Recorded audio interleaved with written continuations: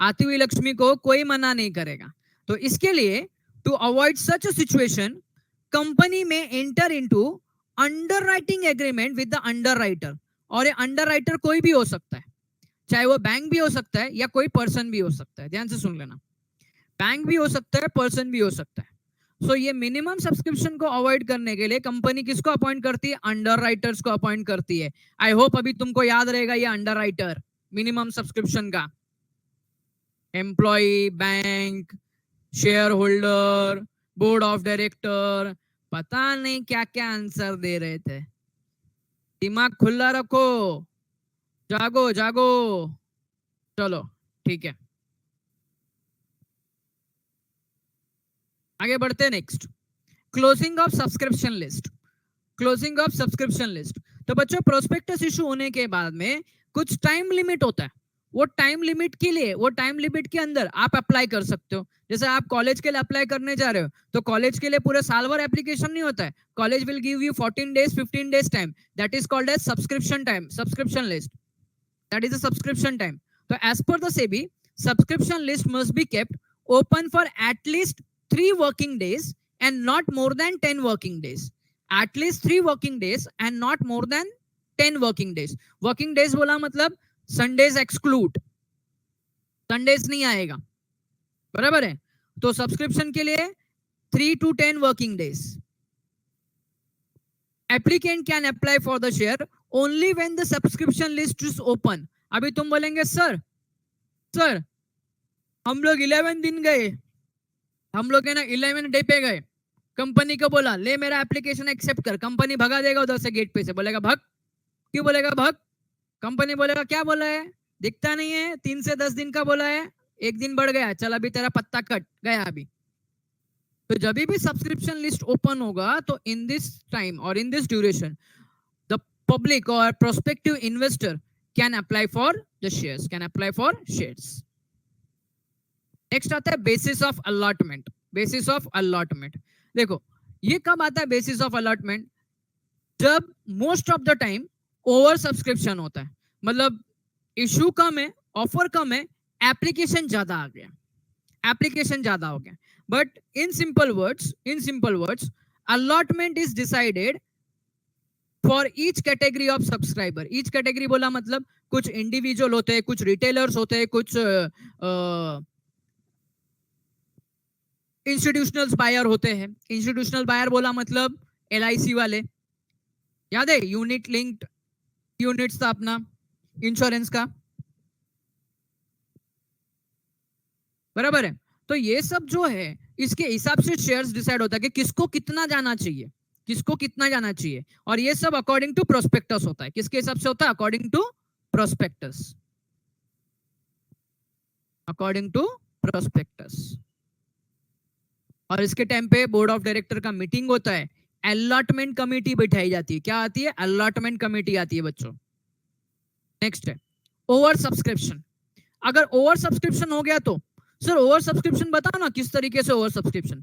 Suppose for example shares offered 10,000, shares offered 10,000, but application received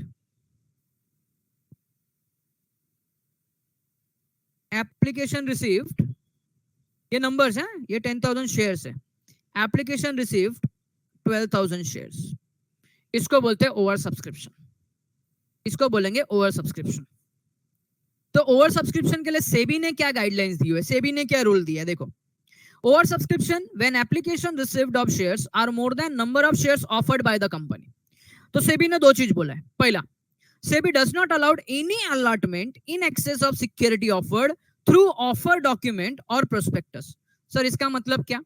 तो अभी कुछ लोग बोलेंगे ना, तुम लोग क्या बोलेंगे, सर 10,000 का ऑफर किया था ना, अभी 12,000 शेयर्स आ गए, तो कंपनी ऐसा नहीं कर सकता कि 2,000 शेयर्स का वापस से कुछ प्रोस्पेक्टस निकाले, इनको दे दे और उनको बोले 2,000 के लिए वापस से अप्लाई करो। It is possible? तो answer is no, answer is no. एक बार प्रोस्पेक्टस गया, प्रोस्पेक्टस में जितने क्वांटिटी ऑफर की है उतना ही क्वांटिटी अलॉट होगा, उसके ऊपर एक भी क्वांटिटी अलाउड नहीं होगा। ये पॉइंट समझ में आया? जो भी मैंने डिस्कस किया पॉइंट समझ में आया? हेलो, ये जो मैंने पॉइंट डिस्कस किया है तुमको समझ में आया? whatever stated in prospectus, company cannot issue more than that. Company उससे ज्यादा इशू नहीं कर सकती। इवन दो कंपनी ये भी नहीं कर सकती कि वापस से प्रोस्पेक्टस इशू करे एक्सेस का और ये अलॉट करे, तो it is not possible. But company ने क्या बोला हुआ है, सॉरी सेबी ने क्या बोला हुआ है, सेबी ने एक रिलीफ भी दिया हुआ है। सेबी ने क्या बोला, however it may permit to allot not more than 10% of net offer. चलो 10,000 का ऑफर किया था, इसका 10% कितना हो गया? इसका 10% 1,000। Now company can issue 1,000 excess. Company इतना इशू कर सकती है, कंपनी इतना इशू कर सकती है, बट कोई भी कंपनी ये फॉर्मूला अडॉप्ट नहीं करती। कौन मगजमारी करेगा दुनिया भर का? ये फॉर्मूला अडॉप्ट नहीं करती कंपनी। हाउएवर परमिट किया है, बट मैक्सिमम कितना? 10%, मैक्सिमम 10% ऑफर किया हुआ है। Next, permission to deal on stock exchange. Permission to deal on stock exchange, इसके लिए क्या करना पड़ेगा अपने को? इसके लिए अपने को शेयर्स को लिस्ट करना पड़ेगा, शेयर्स को लिस्ट करना पड़ेगा। एक है अपना बीएससी बॉम्बे स्टॉक एक्सचेंज, एक है अपना एनएसई नेशनल स्टॉक एक्सचेंज। वो बात अलग है, इंडिया में और भी स्टॉक एक्सचेंज है, और भी एक स्टॉक एक्सचेंज है, लेकिन ये स्टॉक एक्सचेंज को सब लोग ज्यादा प्रीफर करते हैं, सब लोग ज्यादा प्रीफर करते हैं। आप कभी भी स्टॉक एक्सचेंज का नाम सुनेंगे ना, तो बीएससी और एनएससी का ना आपको पहला ही नाम सुनाई देगा। ओके, ये दो बड़े स्टॉक एक्सचेंज है इंडिया में। तो कंपनी को शेयर लिस्ट करने के लिए क्या करना पड़ता है? अप्लाई करना पड़ता है। Every company before making a public offer shall apply to one or more recognized stock exchange to seek permission for listing its shares with them. The prospectus shall mention the name of the stock exchange and the fact that application for permission to list in that stock exchange has been made by the company. Sir इसका मतलब तो simple सी बात है, देखो simple सी बात है। For example, you are the buyer, you are the investor, so what you will think? You will think कि कंपनी का बाद में कभी शेयर्स का, देखो आप लोग जब शेयर्स में इन्वेस्ट करते हो, so what will be your purpose? To earn more money. Shares का भाव बढ़ेगा तभी पैसा कमाएंगे हम लोग, बराबर है। शेयर्स का भाव कब बढ़ेगा? जब शेयर्स है ना स्टॉक एक्सचेंज में लिस्ट होगा। स्टॉक एक्सचेंज में क्या होगा? लिस्ट होगा। स्टॉक एक्सचेंज में क्या होगा? लिस्ट होगा। तो पब्लिक वही शेयर्स को देख के परचेस करके क्या करती है? वहां शेयर्स परचेस करती है, जो क्या होता है स्टॉक एक्सचेंज में क्या होता है? लिस्टेड होता है। तो उनके लिए भी बेनिफिट है, शेयर्स के भाव बढ़ेंगे तो उनको भी क्या होगा? प्रॉफिट होगा, बेनिफिट होगा। सो स्टॉक एक्सचेंज में लिस्ट करने के लिए क्या करना पड़ता है? अप्लाई करना पड़ता है। और अप्लाई किया है ये कहां पे मेंशन करना पड़ता है? ये मेंशन करना पड़ता है प्रोस्पेक्टस में, प्रोस्पेक्टस में। Next and last condition, next and last condition या लास्ट स्टैट्यूटरी प्रोविजन है। अच्छा, स्टैट्यूटरी का मीनिंग क्या होता है? स्टैट्यूटरी का मीनिंग क्या होता है? Statutory, it is a law, yes, ठीक है। Special act, okay, created by law. Statutory का सिंपल मीनिंग बोलो, सिंपल मीनिंग तो एज पर द लॉ या as per the act, as per the rule, simple meaning याद रखो। Statutory provision मतलब ये फॉलो नहीं किया ना, ये फॉलो नहीं किया ना तो आपको सजा मिल सकती है, यू विल बी पनिश्ड। अगर आपने ये नहीं किया तो पनिशमेंट मिल सकता है आपको। तभी स्टैट्यूटरी वार्निंग होता है कि यहाँ पे पब्लिक प्लेस पे स्मोकिंग अलाउड नहीं है, स्टैट्यूटरी वार्निंग है। हाँ, अभी उधर पब्लिक प्लेस पे स्मोकिंग किया तो फाइन पड़ेगा तुमको, पनिशमेंट मिलेगी तुमको। ओके, चलो। So appointment of managers and the various agencies. So company has to appoint one or more merchant bank to act as a manager to the public issue. Merchant bank कौन होता है? तो already हम लोग ने merchant bank को ना book building method में देख लिया है, बुक बिल्डिंग मेथड में जो पूरा, हाँ बुक रनर बोलते हैं जिसको, वहां पे लीड मर्चेंट बैंकर बोलते हैं, जो पूरा का पूरा ये इश्यू ऑफ शेयर्स का पूरा मैनेजमेंट करता है, इश्यू ऑफ शेयर्स का पूरा मैनेजमेंट करता है। ओके, सो पहला तो merchant banker, and merchant banker के बाद कंपनी को ये सबको अपॉइंट करना पड़ता है. फॉर एग्जाम्पल ये मर्चेंट बैंकर तो हो गया. रजिस्ट्रार ऑफ इशू, देखो रजिस्ट्रार ऑफ इशू लिखा है, ये रजिस्ट्रार ऑफ इशू इसका मतलब ये नहीं है registrar of issue. Registrar of companies, registrar of companies अलग है, रजिस्ट्रार ऑफ इशू अलग है. रजिस्ट्रार ऑफ इशू कंपनी का ही कोई एम्प्लॉय होता है, कंपनी का ही कोई एम्प्लॉय होता है जो इशू का पूरा प्रोसीजर रजिस्टर करता है. इशू का पूरा प्रोसीजर रजिस्टर करता है, कितने शेयर्स आए, कितने अलॉट हो गए, उसको बोलते हैं रजिस्ट्रार टू इशू.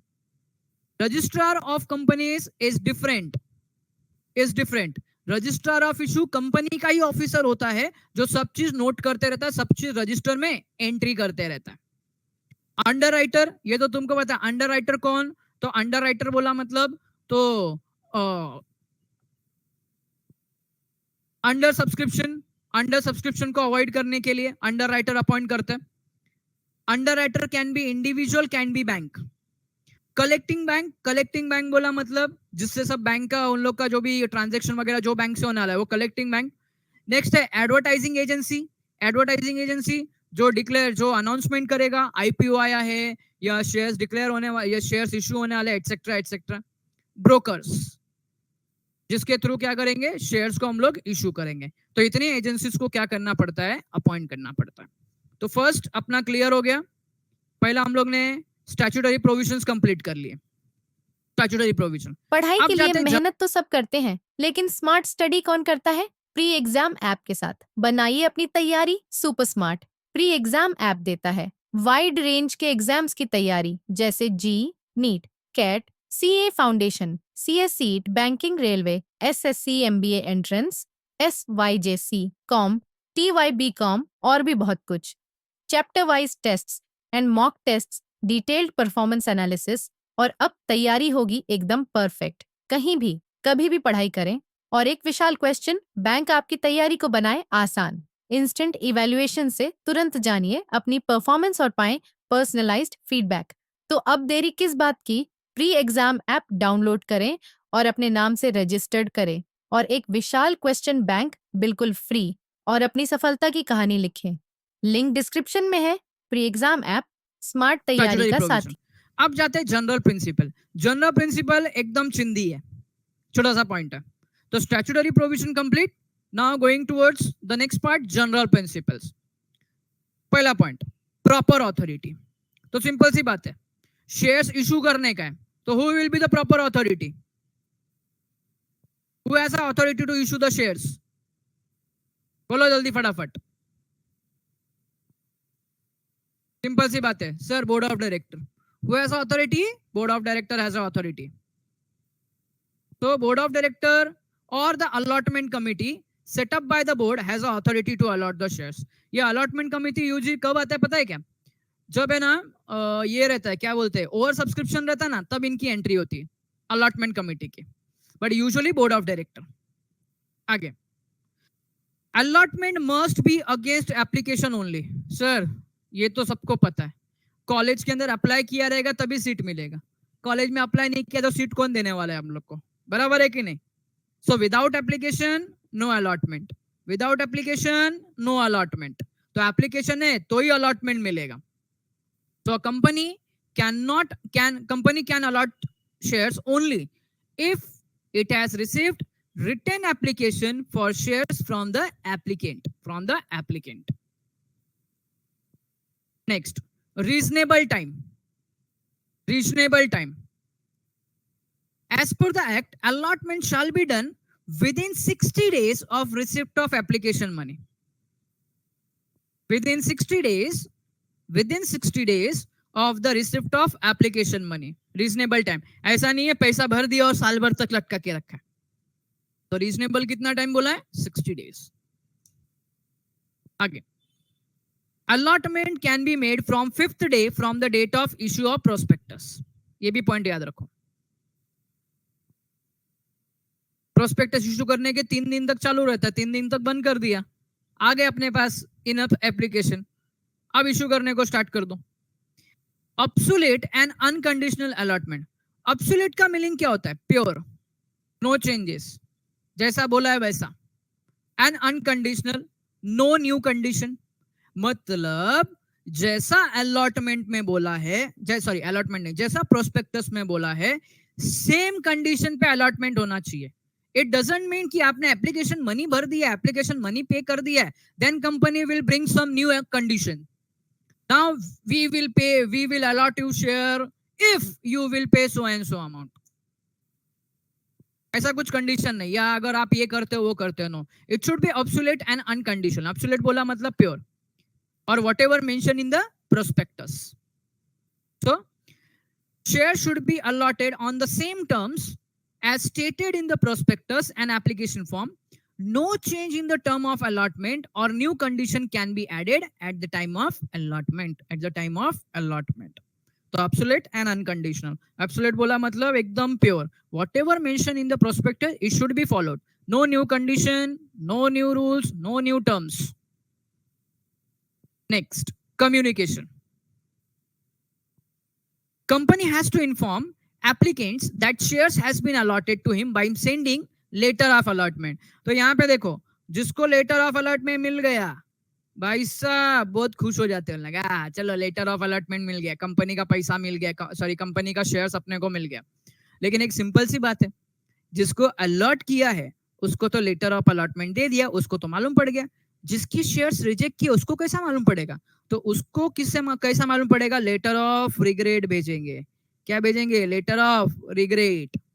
क्या भेजेंगे? Letter of regret. ये चीज याद रखना, ऑब्जेक्टिव्स में आता ही है.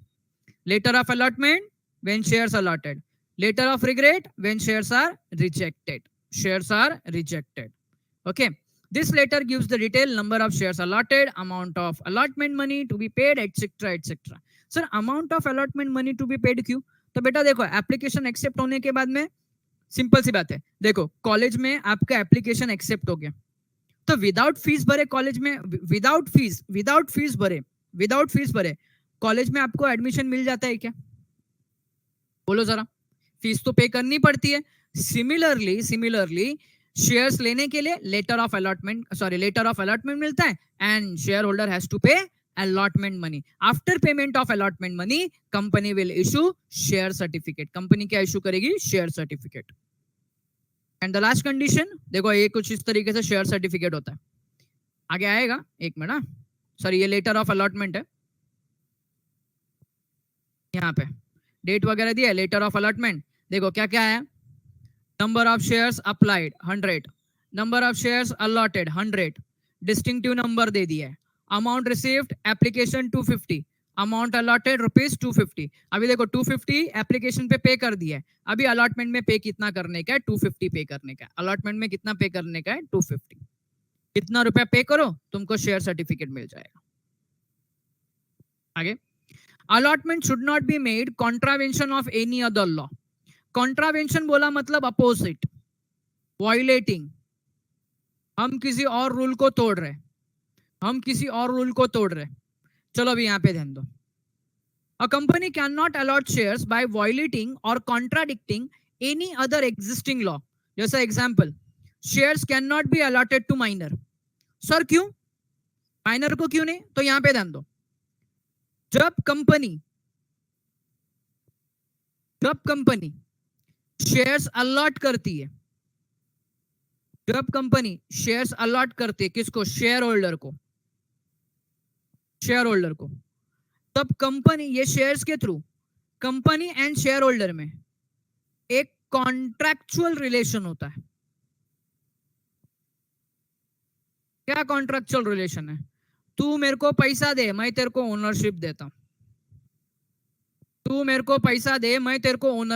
हूं. That is the contractual relation. अब ये कॉन्ट्रैक्चुअल रिलेशन में एक वर्ड आ गया, कॉन्ट्रैक्ट वर्ड आ गया. इंडिया में इसका एक स्पेशल एक्ट है, contract act, Indian contract act 1872.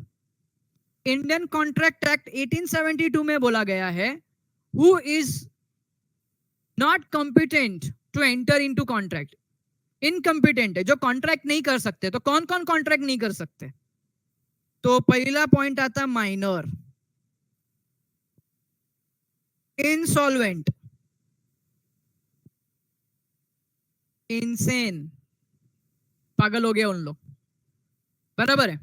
चलो अब मेरे को एक बात बताओ, किसी माइनर ने, अभी आप लोग माइनर ही हो, 18 साल से कम हो, आप में से किसी ने शेयर्स के लिए अलॉटमेंट कर दिया अपनी एज डाल के, बराबर है, आपने अलॉट कर दिया और आपने एप्लीकेशन दिया और कंपनी ने आपको अलॉट भी कर दिया, कंपनी ने आपको अलॉट भी कर दिया, आपकी एज कम है, तो बोलो कॉन्ट्रैक्ट एक्ट के अकॉर्डिंगली ये करेक्ट है?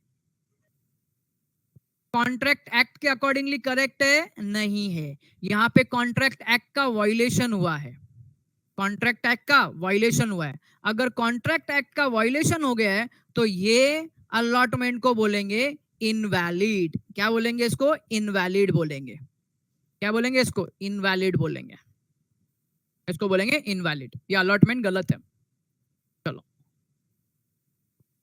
आगे, ऑब्जेक्टिव का question, if a company allot shares after fulfilling all above mentioned requirement or provision, such allotment is called as regular allotment।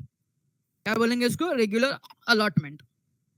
but even one provision is not satisfied, then it is called as irregular allotment and such allotment is invalid। जैसा sir example दो, कुछ example दो। चलो एक example है, किसी ने application दिया नहीं तो भी उसको शेयर्स अलॉट कर दिया, वैलिड है? वैलिड है? वैलिड है? नहीं वैलिड है सर, वैलिड नहीं है, हमने प्रोविजन फुलफिल नहीं किया, वैलिड नहीं है। चलो हमने प्रोस्पेक्टस ही रजिस्टर नहीं किया, वैलिड है? अलॉटमेंट वैलिड है? इनवैलिड है। ओके, इनवैलिड है। तो जो भी अगर प्रोविजन फुलफिल नहीं किया है तो भी इशू कर दिया है तो इसको हम लोग बोलेंगे इररेगुलर अलॉटमेंट और this allotment is invalid, this allotment is invalid. Okay बच्चों, तो आज के लेक्चर में हम लोग ने ये प्रोविजंस एंड कंडीशंस कंप्लीट किए। नेक्स्ट लेक्चर में we will continue with share certificate. Next lecture में हम लोग शेयर सर्टिफिकेट कंटिन्यू करेंगे। ओके, तो घर पे आज तुम लोग ये रिवाइज करो, कुछ डाउट है, कुछ नहीं आता है, कुछ समझ में नहीं आया तो क्या कर देना, मेरे को पूछ लेना, और नेक्स्ट लेक्चर में हम लोग शेयर सर्टिफिकेट चालू करेंगे। ठीक है, चलो बाय बाय, टेक केयर, मिलते हैं अभी नेक्स्ट लेक्चर में। चलो बाय बाय।